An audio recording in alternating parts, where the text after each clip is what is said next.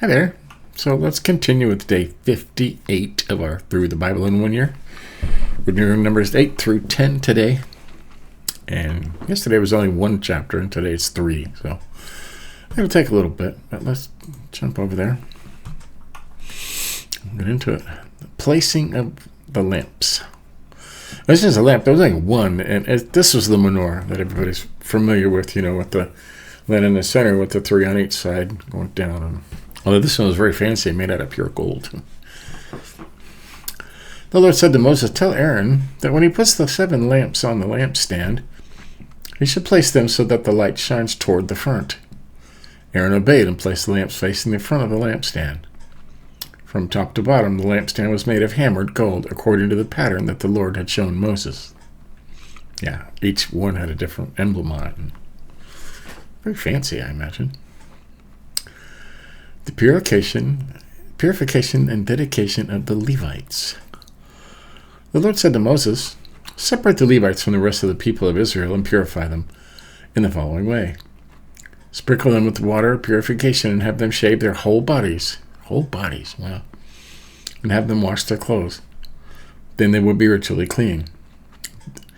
Then they are to take a young bull and the required grain offering of flour mixed with olive oil, and you are to take another bull for the sin offering."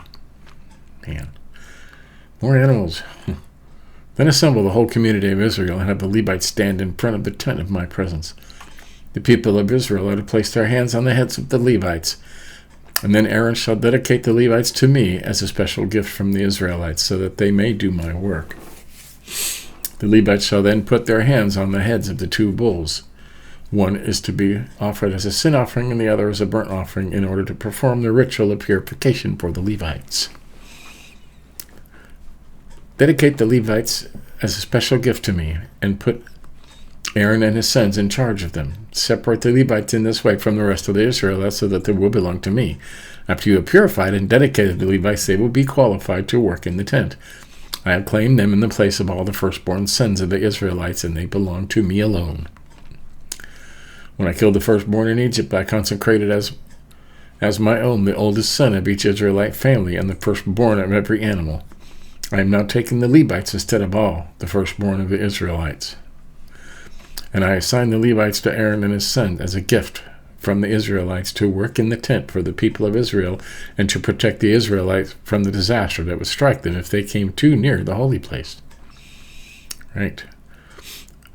So Moses, Aaron, and all the people of Israel dedicated the Levites as the Lord commanded Moses. The Levites purified themselves and washed their clothes, and Aaron dedicated them as a special gift to the Lord. He also performed the ritual of purification for them. The people did everything the Lord commanded Moses concerning the Levites. And soon the Levites were qualified to work in the tent under Aaron and his sons. Right. The Lord said to Moses, "From the age of 25, each Levite shall perform his duties in the tent of my presence. And at the age of 50, he shall retire. After that, he may help his fellow Levites in performing their duties in the tent, but he must not perform any service by himself. This is how you are to regulate the duties of the Levites." Yeah, that was about the Levites. I know the Levites they carried everything, okay? They carried everything from place to place. And I'm kind of wondering if that's where the word levitate came from. Lift and carry. Just sounds like, almost too much of a coincidence. A levitate shouldn't come from Levites, Why wouldn't it? May not, but sounds good to me. Chapter 9, the second Passover. The Lord spoke to Moses in the Sinai desert in the first month of the 2nd year after the people of Israel had left Egypt. He said, "On the 14th day of this month, beginning at sunset, the people of Israel are to observe the Passover according to all the rules and regulations for it." So Moses told the people of the desert to observe the Passover. And on the evening of the 14th day of the first month, they did so in the Sinai desert. The people did everything just as the Lord had commanded Moses. But there were some people who were ritually unclean because they had touched a corpse, and they were not able to keep the Passover on that day. They went to Moses and Aaron and said, "We are unclean because we have touched a corpse, but why should we be excluded from presenting the Lord's offering with the rest of the Israelites?" Moses answered, "Wait until I receive instructions from the Lord." The Lord told Moses to say to the people of Israel, when any of you and your descendants are unclean from touching the corpse or are far away on a journey, but still want to keep the Passover, you are permitted to observe it 1 month later instead, on the evening of the 14th day of the second month. Celebrate it with unleavened bread and bitter herbs. Do not leave any of the food until the following morning, and do not break any of the animal's bones. Observe the Passover according to all the regulations. But if any of you are ritually clean and not away from on a journey and do not observe the Passover, you shall no longer be considered my people. Wow.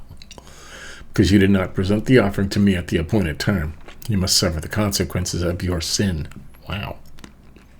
That's rough, huh? If foreigners living among you want to keep the Passover, they must observe it according to all the rules and regulations. The same law applies to everyone, whether native or foreigner. The fiery cloud. On the day the tent of the Lord's presence was set up, a cloud came and covered it. At night, the cloud looked like fire. Whenever the cloud lifted, the people of Israel broke camp, and they set up camp again in the place where the cloud came down. The people broke camp at the command of the Lord, and at his command they set up camp. As long as the cloud stayed over the tent, they stayed in the same camp. When the cloud stayed over the tent for a long time, they obeyed the Lord and did not move on.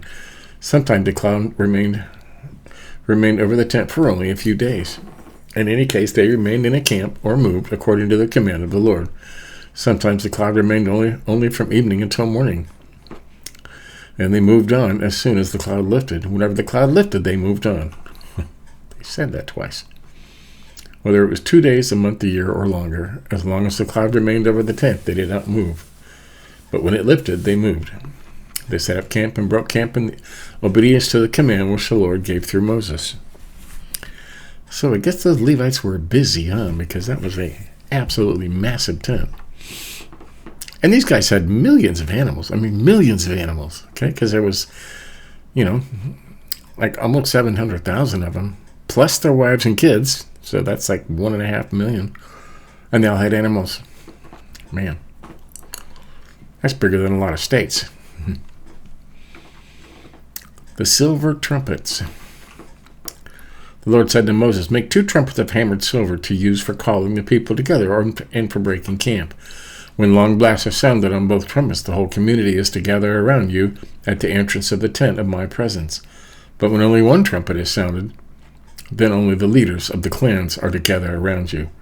When short blasts are sounded, the tribes camped to the east will move out. When short blasts are sounded a second time, the tribes to the south will move out. When short blasts are to be sounded, short blasts are to be sounded to break camp. But in order to call the community together, long blasts are to be sounded. The trumpets are to be blown by Aaron's sons, the priests. Now they have to play trumpets. The following rule is to be observed for all time to come. When you are at war in your land, defending yourselves against an enemy who has attacked you, sound the signal for battle on these trumpets. I, the Lord your God, will help you and save you from your enemies. I wonder if they still have those today. Also, on joyful occasions at your new moon festivals and your other religious festivals, you are to blow the trumpets when you present your burnt offerings and your fellowship offering. Then I will help you. I am the Lord your God.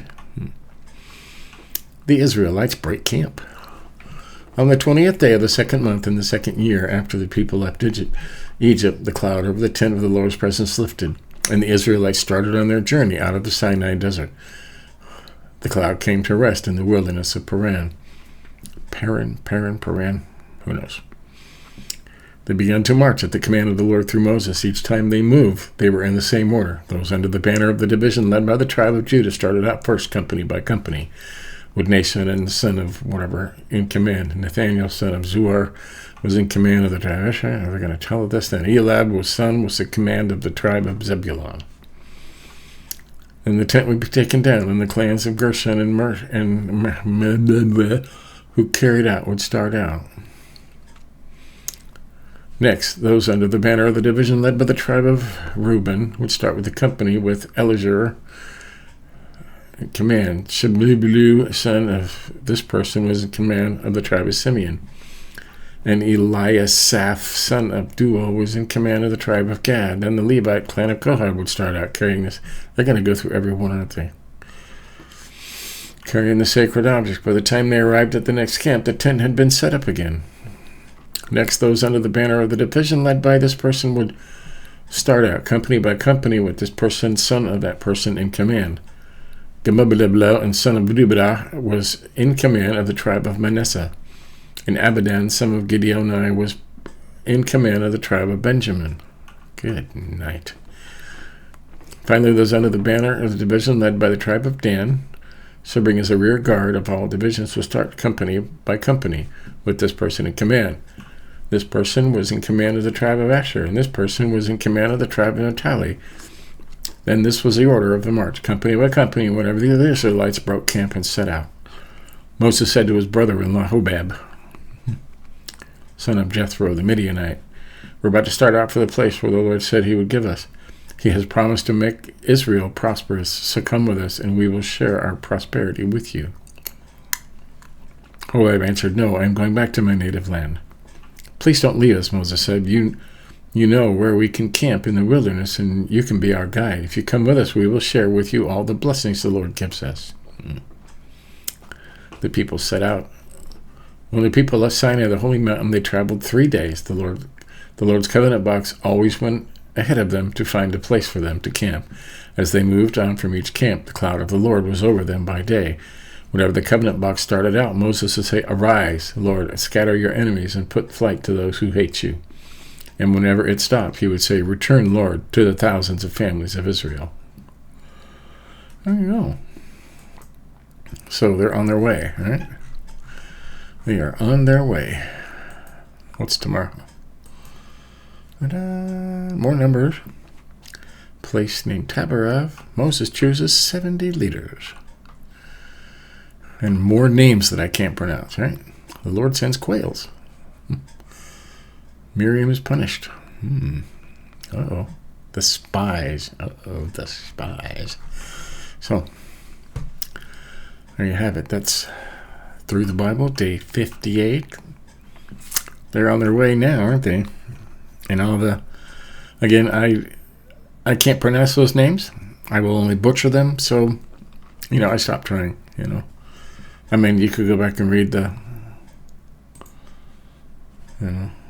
if you're really interested in the names and genealogy, you could go to today's Numbers 8 through 10, okay? Numbers 8, 9, and 10, and read all those names. Write them down if you want. I don't want to. So, there you have it. Till next time, keep reading.